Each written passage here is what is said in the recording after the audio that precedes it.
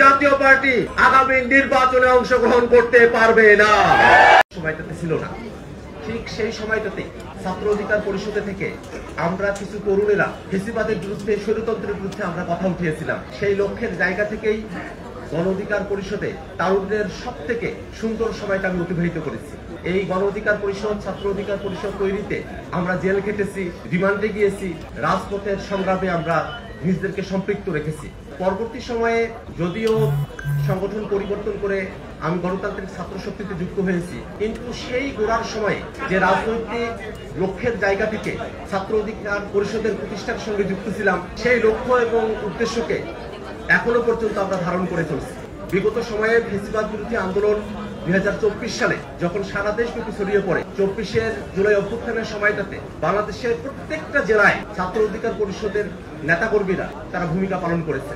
আমি গণ অধিকার পরিষদের তৃণমূলে এমন অনেক নেতাকর্মীকে দেখি যাদের জন্য আমার মন থেকে শ্রদ্ধা আসে। আমি তাদেরকে আমার সহযোদ্ধা হিসেবে এখনো ভেবে যাই এবং আমি ভাবি যে এই বাংলাদেশকে রক্ষা করতে হলে বাংলাদেশ পয়েন্টে আমাদের সকলের এক থাকা প্রয়োজন। এই বাংলাদেশ এই সময়টাতে একটা ক্রান্তিকালীন সময় অতিক্রম করছে। আপনারা সকলে জানেন যে আমরা ফ্যাসিবাদী কাঠামো থেকে মুক্তির উপায় খুঁজছি। বাংলাদেশের রাষ্ট্র কাঠামোতে পরিবর্তন আসবে, একটা গণতান্ত্রিক ব্যবস্থা তৈরি হবে, জবাবদিহিতা থাকবে, আইনের শাসন থাকবে, বাংলাদেশের ক্ষমতার ভারসাম্য থাকবে। সেই বিষয়গুলোকে ধারণ করে আমরা জাতীয় ঐক্যবদ্ধ কমিশনের রাজনৈতিক দলগুলো আমরা একত্রিত হয়েছি। আমরা অনেকগুলো মৌলিক পরিবর্তনের বিষয়ে একমত হয়েছি। আমরা জুলাই সনদের আইন ভিত্তি দেওয়ার ব্যাপারে আমরা একমত হয়েছি। তারপরে এখনো পর্যন্ত সেই জায়গা থেকে আমরা সুনিশ্চিত করতে পারি নাই।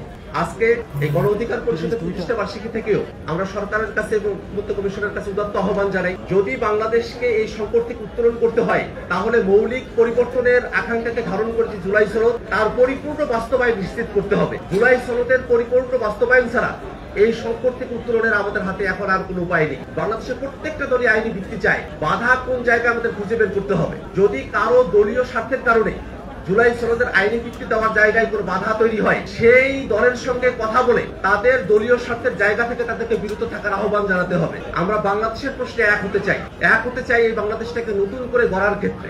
একই সাথে একটা বিষয় আমাদের দৃষ্টিগোচর হয়েছে, সামনে একটা নির্বাচন অনুষ্ঠিত হবে। সেই নির্বাচনে কোনোভাবেই যেন প্রত্যেক ফেসিবাদীদের কেউ অংশগ্রহণ করতে না পারে, সেটা আমাদেরকে নিশ্চিত করতে হবে।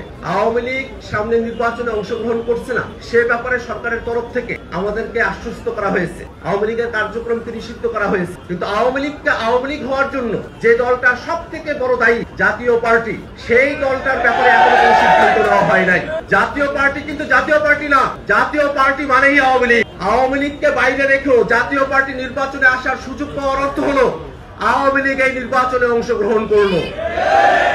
আমার গণ অধিকার পরিষদের ভাইরা, জাতীয় পার্টির বিরুদ্ধে আন্দোলন করতে গিয়ে আপনারা মার খেয়েছেন, নুরুল হক নূর ভাইকে রক্ত ঝরাতে হয়েছে। আমরা খুব স্পষ্ট করে বলি, আওয়ামী লীগের দোসর এবং আওয়ামী লীগকে ফেসিবাদী করেছে যে জাতীয় পার্টি, আওয়ামী লীগ এবং জাতীয় পার্টি আগামী নির্বাচনে অংশগ্রহণ করতে পারবে না। এই আওয়ামী লীগকে নির্বাচনে নিয়ে আসার জন্য জাতীয় পার্টির যেসব নেতারা বক্তব্য দিচ্ছেন, তারা দেশ বিরোধী বক্তব্য দিচ্ছেন, তাদেরকে গ্রেফতার করে আইনের আওতায় নিয়ে আসতে হবে। বন্ধুরা আমার, আজকে রাজনৈতিক বক্তব্য দেওয়ার জায়গা নয়। আমি শুভেচ্ছা জানাই সেই 2018-19-20 সময়টাতে যে লক্ষ্য নিয়ে ছাত্র অধিকার পরিষদ তৈরি হয়েছিল, সেই লক্ষ্যই যেন গণ অধিকার পরিষদের লক্ষ্য হয়।